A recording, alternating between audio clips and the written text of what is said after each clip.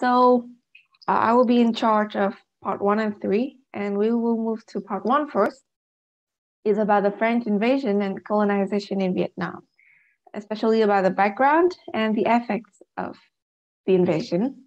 Okay, so first about the background. I divided into two main reasons, which is the domestic background and the international. About the domestic first. So Vietnam has an important geographical position and rich in natural resources. This like just a side information, but mainly it's because of at that time the feudalism is in a state of decline. So the outsider can easier to invade. And that leads to other fields that also decrease about the economic, about the military, about the society, and about the policies, like you can see on the screen. The economy, especially the agriculture and the industry and trade, both are declined. And the military was weak and backward. That's fight by the colonists. The society also are in a hard situation where people's lives are difficult, and the wrong foreign policy is also one of the reasons. It's banning religion and expelling clerics. And move to the international, due to the need for markets and colonies. So from the 19th century, Western countries, especially the European, promoted colonization. And as you see, this thing, the line under that is about like the process of the colonialism. In 1786, a guy named James Watt, he has invented steam engine, and then the UK used it, and the European countries used it and developed it and applied it into their mass productivity, and that's why it's become popular, and those countries became more powerful. So they also need more materials, need more output, need more laborers. So they have to invade other countries. So that's why colonialism was born. And this guy, so at that time in the French society, the guy named Dumer. So I remember he's like the general governor of French, and then became the general governor of Indochina, which means Toàn quyền Đông Dương, if you don't know. So they also developed this and decided to invade it. So under the pretext of protecting Catholicism, like a reason for their invasion, in 1858, the French something missed here. Arrayed themselves in front of Da Nang estuary, and they decided to invade our country officially. This is what they have done to us in when they was in Vietnam.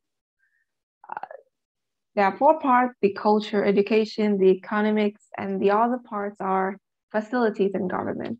So move back to the culture and education.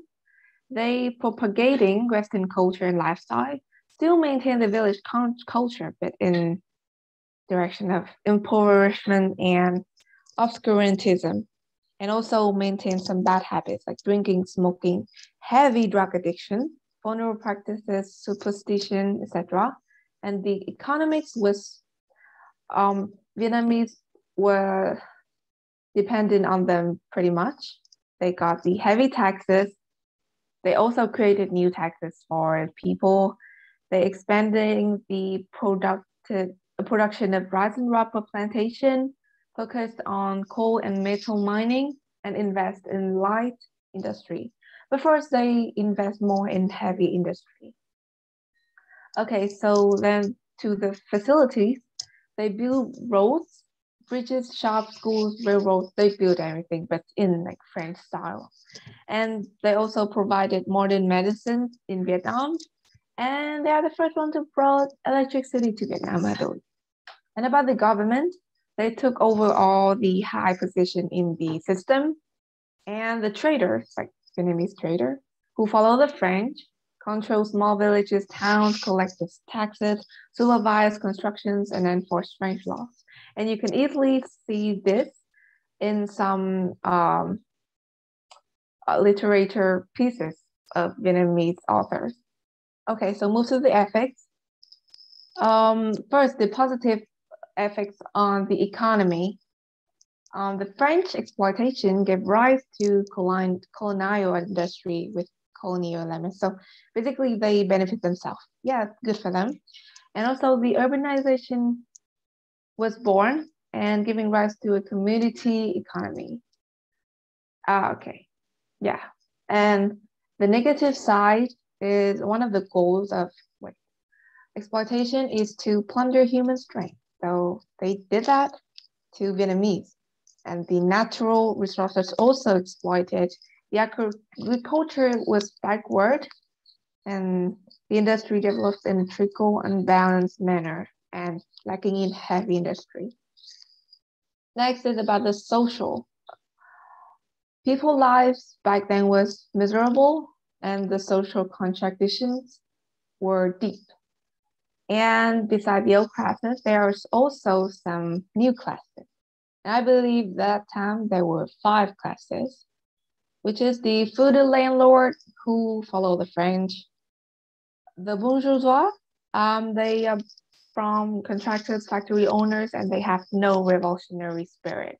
The urban petty bourgeois, this is the new one, and they are educated people, and they have like high spirit of fighting and actively participated in saving the country.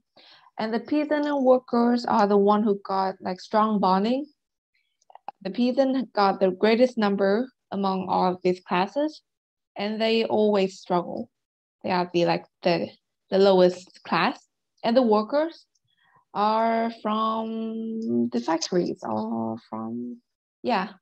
And they also have miserable life and had got a really strong fighting spirit, but against their boss. Later on, they realized that the enemy is not their boss, but the colonial. Okay, so there are actually some accidentally good thing at that time that the French have affected, and which is the railroads. We still use it. And the language as well. So at that time, many Vietnamese could speak French. And the facilities was also a good point because they built lots of things for us and it's still maintained, like the Opera House, the St. Cathedral, etc. And also the Western culture also integrated into Vietnam and the Indochina.